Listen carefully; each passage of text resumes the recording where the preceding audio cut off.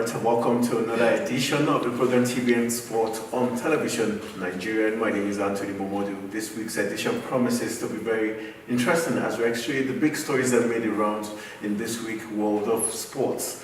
Alright, my guest on today's edition is no other person but Collins Ajibola, who is a sports analyst right here in the Federal Capital Territory. Collins, nice to have you join us. Good morning, Anthony. Alright, how has the week been in the world of sports? Yeah, I think so many things have gone down the lane, especially this week. The Champions League final contestants were decided, the Europa League also, and coming back home, the league was also between Giwa and Amadi Pinnick. So the mistake is most people think it's NFL versus Giwa. No, it's actually Giwa versus Amadi Pinnick because it's the office that is actually the bone of contention. Alright, let's begin from the home front.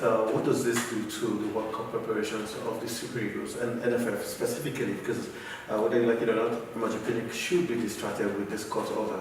True, it's a long drawn battle. Remember, it started in 2014 when two separate elections were held, and now the claim is who actually is the rightful president of Nigeria Football Federation. Even though Amadi Pinnick has been in the office, Giwa is saying no, that I should be the president. So it's been a long battle, and going to the Supreme Court, the Supreme Court now say go back to judge and let there be a speedy hearing of the case so that you can come back if you are not satisfied. Alright, FIFA has already announced that it's going to ban Nigeria again if this tussle continues, if there's a third party that comes in between the leadership they already know.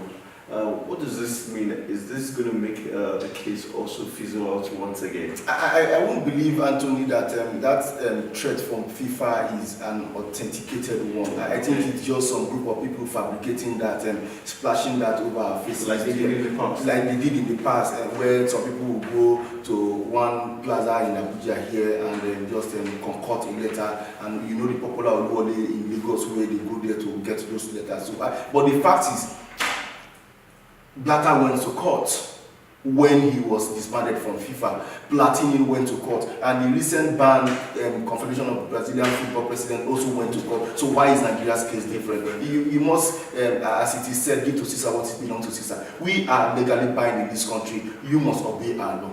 Alright, recently the Sports Writers Association of Nigeria, the FCT chapter, they have their own congress and their own elections. Can you take us through the highlights of the elections that took place? Yeah, I think just as we are known for very peaceful association, yesterday we just during the week we had our election, and very peaceful. I must say, I must commend the FCT members of the very free and transparent. We have Chidoka now is now the new chairman of FCT Swan, and leaving Kayode, who just stepped down after completion of his tenure. So I just hope the new era will bring sanity to Swan in FCT and also contribute their quota to the federal. Alright, looking at the vice chairman Tolu Lugbe, who has been there doing great for sport. What are your expectations for him?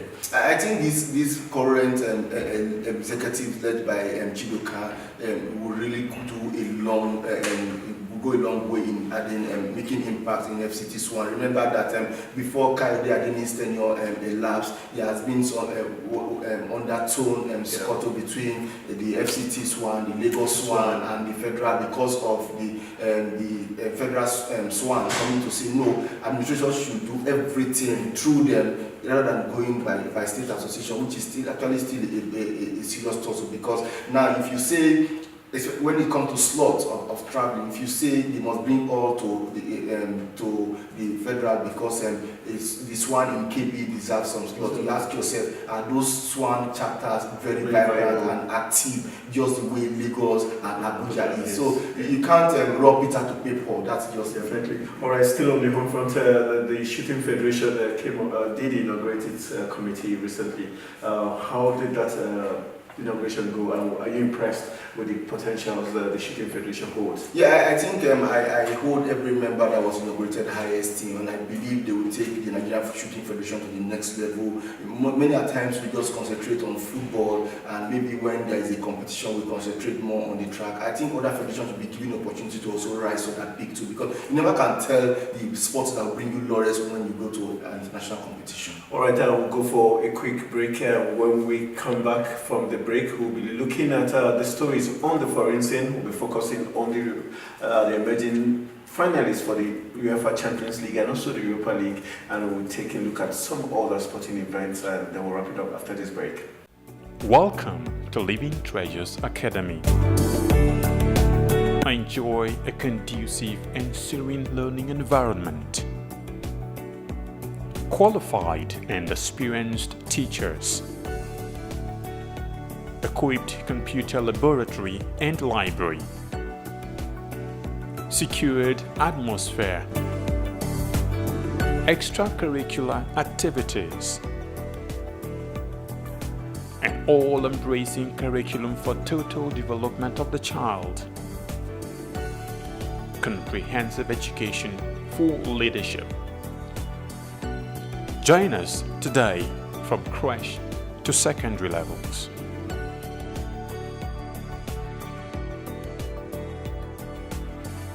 Living Treasures Academy, committed to excellence.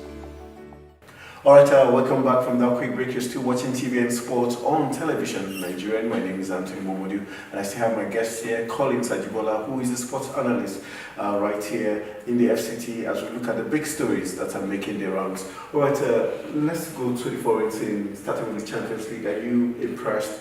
The teams you expected, did they qualify for the finals? Talking about Real Madrid and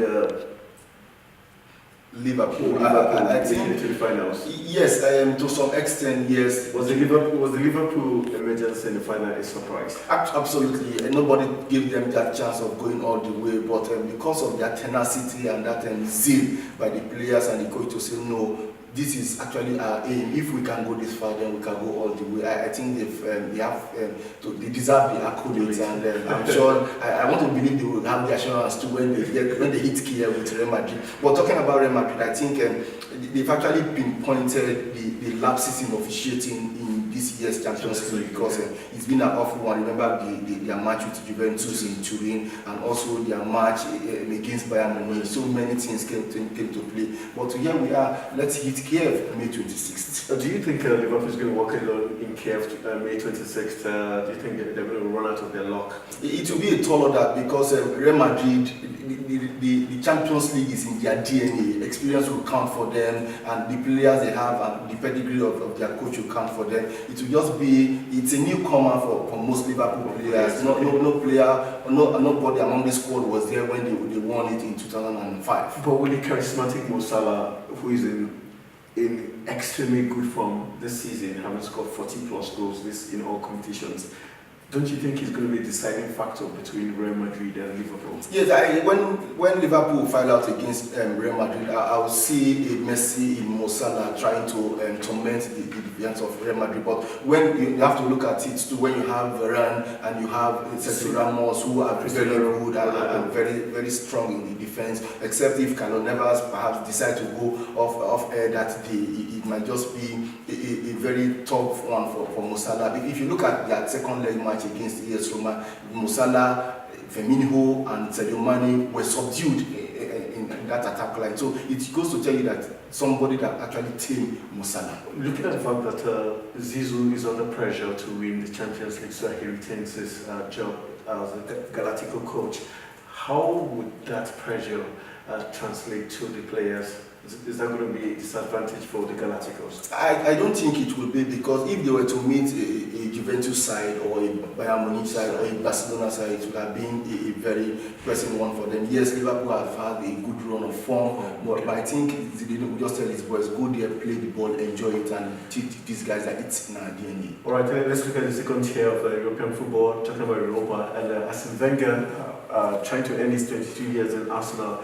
got dumped out by a 1-0 loss to Atletico Madrid. Does Arsene Wenger deserve what he got, or the players just let him down? I think the players let him down, but again, you have to look who is the person who brought those players together. Arsene Wenger, who taught them the tactics they use. Arsene Wenger. I think it's just not good for him. Though he has come out to say the decision to step down is actually not his decision, meaning some forces pushed him to. So he is just telling them that this is to tell you that I am not ready to step down, but I have been forced to step down. But again, I think what I will take from the match is the fact that Chelsea fans will have Antonio Conte to blame for letting a beast like Diego Costa leave Stamford Bridge. All right, very interesting comments there. But let's look at other issues making the rounds. For you in the sporting arena this week, what would you say was the biggest news for you this week? I think the biggest news for me, I think Nigeria was the fact that the Supreme Court gave a verdict on the Giwa Amaju, because it's been a long drawn battle. Let's see how it goes. And the fact is, the Super Eagles should not be distracted by this backwardness going into Russia 2018. We must focus and go beyond our expectations. All right, looking at other sports, let's go to the world of cricket. We've got Australia naming their former batsman James Langer as their new head coach. Is that going to be easy for Australia to clean that image of ball tampering event that occurred when they faced South Africa in cricket?